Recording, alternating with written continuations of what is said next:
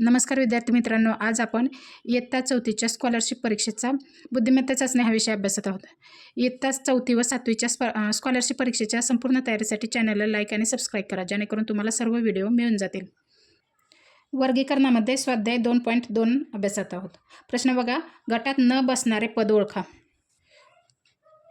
प्रश्न पहिला बघा, 901, 362, 35 आणि 82. याच्यामध्ये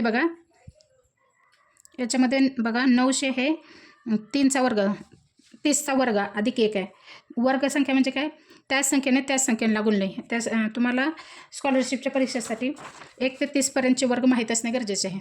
बघा, 1चा वर्ग 1, 2चा वर्ग 4, 3चा वर्ग 9, 4चा वर्ग 16, 5चा वर्ग 25, 6चा वर्ग 36, 7चा वर्ग 49, 8चा वर्ग 64, 9चा वर्ग 81, 10चा वर्ग 100, 11चा वर्ग 121, 12चा वर्ग 144, 13चा वर्ग 169, 14चा वर्ग 196, 15चा वर्ग 225, 16चा वर्ग 256, 17चा वर्ग 269, 18चा वर्ग 324, 19चा वर्ग 361, 20चा वर्ग 400, 21चा वर्ग 441, 22चा वर्ग 484, 23चा वर्ग 529, 24चा वर्ग 576, 25चा वर्ग 625, 26चा वर्ग 676, 27चा वर्ग 729, 28चा वर्ग 784, 29चा वर्ग 841 आणि 30चा वर्ग 900. हे वर्ग तुमचे पाठ असले पाहिजेत. वर्गसंख्या म्हणजे काय? त्या संख्येने गुणणे. 2चा वर्ग आता बघा, 2 गुणिले 2 बे 4 म्हणजे 2चा वर्ग झाला. 3 गुणिले 3 3 त्रिक 9 3चा वर्ग झाला. अशा प्रकारे तुम्हाला वर्ग काढता येतात. हा चार्ट पाठ करून घ्या, त्यामुळे तुम्हाला काय होईल, वर्गीकरण सोपे जाईल. आता बघा उदाहरणार्थ 900 कशाचा वर्ग आहे? 30चा वर्ग आहे. 30चा वर्ग 900 अधिक 1 बरोबर 901. आता 362 म्हणजे 19चा वर्ग 361 अधिक 1 362. आता 35 संख्या दिली आहे, म्हणजे 34 संख्या कशाचा तरी वर्ग पाहिजे, पण 34 संख्या कशाचाच वर्ग नाही, त्यामुळं गटात न बसणारा शब्द 3 येते. आता 82 बघा, 9चा वर्ग 81 अधिक 1 म्हणजे 82, त्यामुळे गटात न बसणारा पर्याय 3 नंबरचा. आता दुसरा प्रश्न बघा, 2431, 3652, 1572, 1342. आता इथे बघा, याला 11ने निशेष भाग जातो. त्यासाठी आपल्याला 11ची कसोटी माहीत पाहिजे. आता बघा, 11ची कसोटी काय? 1 आड 1 संख्यांची बेरीज समान असते. आता बघा इथं 2 आणि 3 आणि 4 आणि 1 आड 1 संख्या येते. 2 आणि 3ची बेरीज किती? 5 आणि 4 आणि 1ची बेरीज 5 समान आहे. आता इथं बघा, म्हणजे या बेरीज समान असेल तर 11ला या संख्येने निशेष भाग जातो. या 11ची कसोटी आहे. आता इथं बघा, 3 आणि 5 8, 6 आणि 2 हे 1 आड 1 संख्या आहेत. 6 आणि 2 8 म्हणजे समान आहे बेरीज. 1 आड 1 संख्यांची बेरीज समान आहे, म्हणजे याला 11ने निशेष भाग जातो. आता इथं बघा, 7 आणि 1 8, 5 आणि 2 7 म्हणजे या समान बेरीज नाही 1 आड 1 संख्येची, त्यामुळे पर्याय क्रमांक 3 गटात न बसणारा. आता इथं बघा, 4 आणि 1 5, 3 आणि 2 5 म्हणजे या संख्येला पण 11ने निशेष भाग जातो, त्यामुळे पर्याय क्रमांक 3 योग्य. आता बघा, 73, 39, 69 आणि 87. याच्यामध्ये बघा, याच्यामध्ये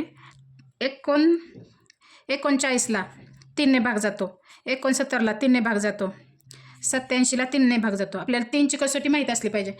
11पर्यंतच्या तुम्हाला ॲटलिस्ट 11पर्यंतच्या कसोट्या माहीत पाहिजेत, जेणेकरून तुम्हाला वर्गीकरण करायला सोपे जाईल. आता 3ची कसोटी काय आहे? संख्येतील अंकाच्या बेरजेला 3ने भाग जाणे आवश्यक आहे. अंकाची बेरीज म्हणजे आता 9 आणि 3 यांची बेरीज किती येते? 12. 3 चौक 12 म्हणजे 12ला 3ने भाग जातो. 9 आणि 6 किती येते बेरीज? 6 अधिक 9 15, 3 5 15 म्हणजे 15ला 3ने भाग जातो, म्हणजे या संख्येला पण 3ने भाग जातो. 8 आणि 5 8 आणि 7 किती येते? 15 बेरीज येते. 3 5 15 म्हणजे याला 15ला बेरजेला 3ने भाग जातो, म्हणजे या संख्येला पण 3ने निशेष भाग जातो. आता इथे बघा 7 आणि 3 10, 10ला 3ने भाग जात नाही, त्यामुळे या 73ला पण 3ने भाग जात नाही. त्यामुळे पर्याय क्रमांक गटातनं बसणारे पद कुठले? 73. पर्याय क्रमांक 1 योग्य.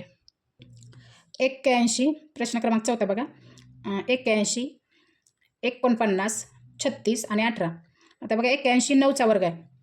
9चा वर्ग 81.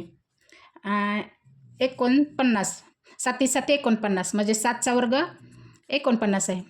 6 6 36 म्हणजे 6चा वर्ग 36 आहे. 18 कशाचाच वर्ग नाही, त्यामुळे पर्याय क्रमांक 4 योग्य. आता याच्यामध्ये प्रश्न क्रमांक 5 बघा. 4164, 4328, 3279, 3176. आता याच्यामध्ये बघा शेवटच्या 2 अंकांचा जो गुणाकार आहे 4 × 4 = 16 मधली संख्या येते, 16 येते. 4 8 32 मधली संख्या 32 येते. 3 9 27 मधली संख्या येते, म्हणजे शेवटच्या 2 अंकांचा गुणाकार हा मधली संख्या येते. आता 3 संख्या 18 यायला पाहिजे, इथे 17 आहे, त्यामुळे गटातनं बसणारा पर्याय कुठला? 4 नंबरचा आहे. इथे बघा 5249, 2649, 5492, 5294. त्याच्यामध्ये बघा प्रत्येक संख्या ही 2, 5, 4 आणि 9 प्रत्येक संख्येत हे अंक आहेत. 5 आहे, 2 आहे, 4 आहे, 9 आहे. इथं 5 आहे, इथं 6 आहे, इथं 4 आहे आणि 9 आहे, इथं 6. इथं बघा 5 आहे, 4 आहे, 9 आहे आणि 2 आहे. इथं 5 आहे, 2 आहे, 9 आहे आणि 4 आहे, म्हणजे हेच अंक प्रत्येक संख्येत आहेत. परंतु पर्याय क्रमांक 2 मध्ये 5 ऐवजी 6 दिलेले आहे, त्यामुळे पर्याय क्रमांक 2 गटातनं बसणारे पद आहे. आता प्रश्न क्रमांक 7 बघा. 345, 543, 789, 678. याच्यामध्ये बघा 3 4 5 हा चढता क्रमांक आहे, चढता क्रम आहे. 7 8 9 असं चढ 1 1च्या फरकाने वाढत जाते. 6 7 8 1 1च्या फरकाने वाढत जाते. परंतु इथे काय उतरता क्रम आहे, 5 4 3. इथे 1 1च्या फरकाने कमी कमी होत जाते, त्यामुळे पर्याय क्रमांक 2 गटातनं बसणारा शब्द संख्या कुठली? पर्याय क्रमांक 2. प्रश्न क्रमांक 8 बघा. 64, 27, 125, 343 या सर्व घनसंख्या आहेत. घनसंख्या म्हणजे काय? त्याच आता समजा 27 बघा, त्याच संख्येने त्याच संख्येला 3 वेळा गुणायचं. 3 गुणवले 3 गुणवले 3, 3 3 त्रिक 9, 9 त्रिक 27. याला घनसंख्या असं म्हणतात. तुम्हाला 1 ते 20 पर्यंतच्या घनसंख्या माहीत असल्या पाहिजेत. बघा 1चा घन 1, 2चा घन 8, 3चा घन 27, 4चा घन 64, 5चा घन 125, 6चा घन 216, 7चा घन 343, 8चा घन 512, 9चा घन 729, 10चा घन 1000, 11चा घन 1331, 12चा घन 1728, 13चा घन 2197, 14चा घन 2744, 15चा घन 3375, 16चा घन 4096, 17चा घन 4913, 18चा घन 5832, 19चा घन 6859 आणि 20चा घन 8000. हा चार्ट पाठ करून ठेवा, म्हणजे तुम्हाला वर्गीकरण करायला सोपं जातं, सोडवायला गणित. आता हे 3चा घन आहे 27, 3चा घन 27, 5चा घन 125, 7चा घन 343, हा 4चा घन आहे. परंतु ह्या सर्व काय आहेत? विषम घनसंख्या आहेत. विषम संख्या म्हणजे ज्या संख्येच्या एकक स्थानी 1 3 5 7 9 हे अंक असतात त्यांना आपण विषम संख्या म्हणतो. परंतु ही 64 ही समसंख्या आहे, म्हणून गटातनं बसणारा शब्द कुठला? संख्या कुठली? पर्याय क्रमांक 1. आता बघा 1957, 1144, 1236, 1648. याच्यामध्ये बघा 19 त्रिक 57. आता 12 त्रिक 36. पहिल्यात जे पहिली सहस्त्र हजार स्थानचं आणि शतक स्थानची मिळून जी संख्या तयार होते त्यांची तिप्पट पुढची संख्या आहे बघा. आता बघा 12 हजार स्थानची आणि शतक स्थानची मिळून संख्या कुठली तयार होते? इथं 12 होते, इथं कुठली होते? 16 होते, इथं कुठली होते? 11 होते. यांची तिप्पट 12 1 12 12 24 12 त्रिक 36 म्हणजे तिप्पट 36 16 1 16 2 32 16 त्रिक 48 म्हणजे 16ची तिप्पट 48. 11ची तिप्पट किती यायला पाहिजे 33 यायला पाहिजे पण इथं किती दिले 44 दिले त्यामुळं गटात न बसणारा शब्द संख्या कुठली पर्याय क्रमांक 2. प्रश्न क्रमांक 10 बघा 59 27 33 आणि 63 याच्यामध्ये ही बघा 59 आहे ती मूळ संख्या आहे आणि इतर आहेत ते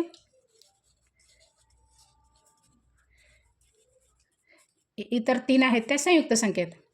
मूळ संख्या म्हणजे काय आपण गणिताच्या व्हिडिओमध्ये अभ्यासलेलं आहे. मूळ संख्या म्हणजे काय ज्या संख्येला 1 आणि 30 संख्या आहे याशिवाय इतर कोणत्याही संख्येने भाग जात नाही निशेष भाग जात नाही त्या संख्येला मूळ संख्या असे म्हणतात.